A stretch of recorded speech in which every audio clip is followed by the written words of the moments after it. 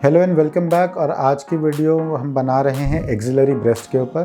Friends, मेरा नाम doctor अंकित गुप्ता है। मैं प्लास्टिक सर्जन हूँ और मैं दिल्ली पीतमपुरा में प्रैक्टिस करता हूँ। और एक्सिलरी ब्रेस्ट या एसेसरी ब्रेस्ट एक बहुत ही कॉमन कंडीशन है जिसे हम बहुत रेगुलरली ट्रीट करते हैं। ये जो बीमारी है ये नेचुरली या कंजेनाइटल होती है, यानी बाय बर्थ होती है आपके अंदर। इसमें और कुछ नहीं, केवल जैसे हमारे नॉर्मल ब्रेस्ट होते हैं ऐसे ही जो मिल्क रिज होती है उस पर एक और ब्रेस्ट डेवलप हो गया है, यानी एक्जिला में एक एक्स्ट्रा ब्रेस्ट डेवलप हो गया है। कई लोगों में ये केवल एक फैट के बल्ज की तरह दिखता है, कई लोगों में इसमें बहुत बड़ा ब्रेस्ट सा बन जाता है, कई लोगों में इनफैक्ट इसमें निप्पल और एरियोला भी बन जाते हैं। तो ये जो आज हम आपको केस दिखाने वाले हैं, इनको एक मीडियम टू लार्ज साइड का एक्सिलरी ब्रेस्ट था जो कि इनकी प्यूबर्टी यानी कि 13-14 साल की उम्र से था। ये यूजुअली जब आप को बेबी होता है और आप ब्रेस्ट फीड कराती हैं तो नॉर्मल ब्रेस्ट जैसे इंक्रीज होते हैं तो एक्सिलरी ब्रेस्ट का साइज भी उस समय इंक्रीज हो जाता है। तो इनका भी डिलीवरी के बाद, प्रेगनेंसी के बाद, जब इन्होंने लैक्टेशन के टाइम पर अपने बेबी को फीड कराया है उस समय इनके साइज थोड़े इंक्रीज हो गए। नाउ अब इनका जो बेबी है वो बड़ा हो गया है, मिल्क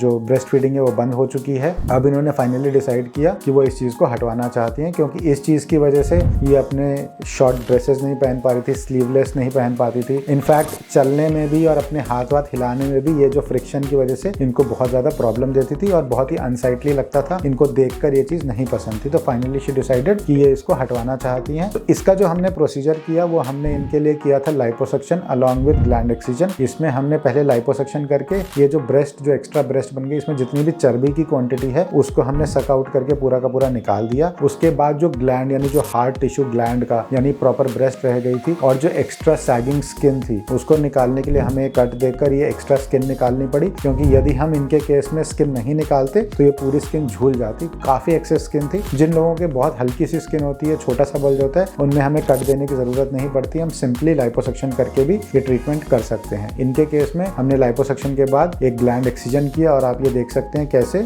ये जो स्किन अलॉन्ग विद ग्लैंड है ये हमने निकाला है। ये वो फैट है जो हमने निकाला, दोनों साइड से मिला के अच्छी खासी क्वांटिटी में फैट निकल जाता है। और उसके बाद इसको एक स्ट्रेट लाइन में स्टिच कर दिया जाता है और ये स्टिच करने के बाद इस तरीके से नजर आती है। थोड़ा सा टाइम लगता है इसकी हीलिंग में, ऑलमोस्ट 1 से 2 हफ्ते का समय लग जाता है। 1 से 2 हफ्ते में ग्रेजुअली धीरे धीरे ये जो हमने स्टिचेस लगाई है बैठ जाएंगे and in the and after about 6 to 8 weeks, 6 से 8 हफ्तों में ये जो भी स्वेलिंग, ब्रूजिंग और ये जो भी थोड़ी बहुत सूजन वूजन है ये सब जो है 6 से 8 हफ्तों में कंप्लीटली चली जाती है। यदि आप ये सर्जरी एक बार करा लेते हैं तो ये वापस बाद में नहीं होता। ये इस तरीके से कि अगर आपकी एक फिंगर है और कोई काट दे तो नई फिंगर वापस नहीं ग्रो कर सकती। ऐसे अगर हमने ब्रेस्ट टिश्यू एक बार निकाल दिया तो यहाँ पे वापस से ब्रेस्ट टिश्यू नहीं बन सकता। तो अगर आप अनमैरिड हैं और अभी बहुत छोटा सा ब्रेस्ट का ग्लैंड है, बहुत छोटा सा एक्सिलरी ब्रेस्ट है, तो आप इस समय भी इनको निकलवा सकते हैं। यदि हम ग्लैंड एक बार निकाल देते हैं तो बाद में लैक्टेशन के टाइम पे या आफ्टर प्रेगनेंसी ये वापस बड़े नहीं होंगे। तो this was all from my side. ये इन पेशेंट का रिजल्ट है और मैं आपको और भी रिजल्ट्स दिखा देता हूँ जिनमें हमने ये सेम सर्जरी करी हुई है। यदि आपको ऐसी कोई भी प्रॉब्लम है या आपकी फैमिली में किसी को है तो आप हमसे कॉन्टैक्ट कर सकते हैं। Thank you and have a nice day.